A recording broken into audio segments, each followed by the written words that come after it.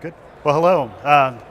Thank you for taking some time out of your day to sit in these comfy chairs and listen to the presentation. I'm Adam Jones with Viavi Solutions. I'm Senior Product Line Manager for the Emergency Alert Systems portion of the company. What we're going to talk about today is really kind of my opinion and the need that doesn't currently exist for integrating emergency alert systems or those emergency messages into the over-the-top environment. I think if you'll notice, all of today's consumers are migrating away from the typical way that they consume media. They are moving to over-the-top platforms, different ways of consuming media than traditional broadcast or cable or IPTV or whatever you want to call traditional media. And as of right now, EAS has been completely out of that. And all of these offerings are now giving you live TV, traditional cable lineups, everything except for EAS. The problem with that is people have no forward-facing information as to critical events that may be happening in their area or anything like that. What they've tried to replace, not necessarily replace, but augment EAS with are wireless emergency alerts. And just as a question, how many of you received this past fall's presidential test on your phones? Exactly. Right after that, how many of you tried to figure out how to turn those messages off? Right. So that's one of the problems is we are reaching people in new and better ways and quicker and getting information directly to their watch, to their phone, or to what have you. But when there's a real emergency, people have turned all those notifications off because they just don't want to be bothered by them. And so I think where we're at is it's time to start addressing these things and get a real look at integrating emergency messaging into the over-the-top environment, especially in use cases where they are offering a cable-like bundle, local channels, things like that. So, excuse me for a minute.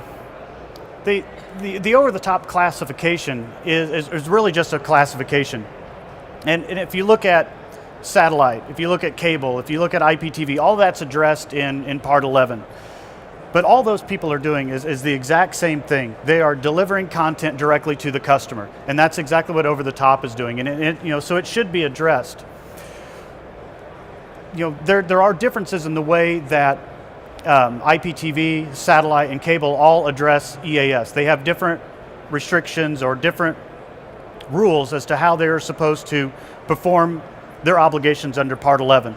And a lot of those fall back into the way the technology existed at the time for that medium.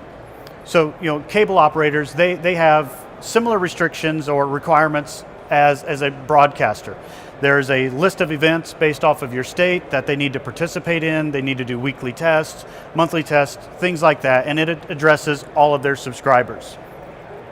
If you look at IPTV, that solution kind of evolved. Initially it was, well, we'll participate in a few of the things and we'll do maybe just a crawl over the video. And then as the middleware and the set-top boxes enhanced, then it was, okay, well now we can do a crawl and we can supplement program audio. So it's much closer to what you would see with what a broadcaster does or what a cable operator does. Satellite, they were integrated into Part 11 when they did not have those capabilities. There wasn't a local point of presence. And so what you see them doing is like a monthly test for a few of their channels and then another monthly test for a few of their channels. And so they're sort of participating, but not really. We have the opportunity with over-the-top, because it is an advanced platform at this point, to fully participate in Part 11 and provide the end customer with not only presidential messages or national emergencies, but also local point of presence alerts, such as a tornado warning or a child abduction emergency, maybe a blue alert where you're talking about police and fire local emergencies. Or in California, just this past year, there were quite a few forest fires, as you know, as we all know. But there were also quite a few issues where broadcasters, cable operators were fined because they were not properly participating according to what either their state plan or their local emergency messaging plan was. And I think where we're at now is we have this very good opportunity to start addressing that and fix not only the way EAS is operating and currently being ingested, but also address how it is going to be ingested with over the top as it grows. And also, as you see, as cable operators not necessarily abandon traditional broadcast capabilities, but they're also moving into offering over-the-top platforms, and we see them as an operator offering EAS directly now, and we don't see some of the national over-the-top providers doing that. But I think, personally, the technology is there. A lot of the larger over-the-top providers have points of presence in all of your major markets already, which gives you a very good starting point for monitoring for and sending back these local messages. Nationwide messaging is very easy to do. A lot of those are handled now through the iPause interface, but then you also still have a backup over EAS radios. Where the key is now is utilizing not only your point of presence for receiving your local broadcasts and offering those to your viewers, but you can place a very low cost piece of hardware in. It monitors for those local messages and can send those back to whether it's your middleware or directly insert those over the streams.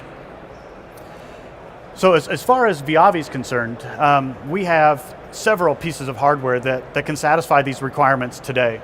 Our main platform, the EasyCap system, has multiple IOs as far as being able to integrate in with your middleware, being able to offer either multicast MPEG output, MPEG dash, we're working on HLS.